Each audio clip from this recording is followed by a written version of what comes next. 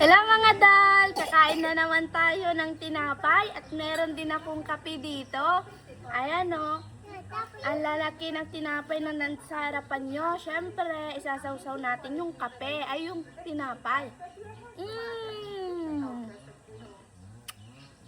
Para siyang bread. Ang sarap. Tingnan nyo mga dol.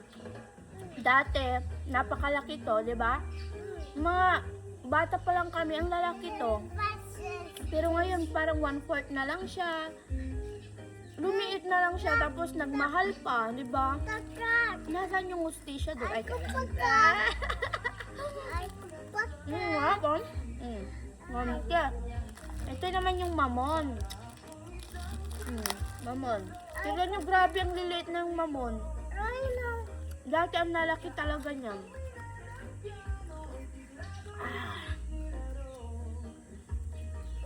Lalo na paglaki ka sa probinsya, alam mo yung mga tinapay na ganito, di ba? Sinasawsaw lang pala to, mga dol.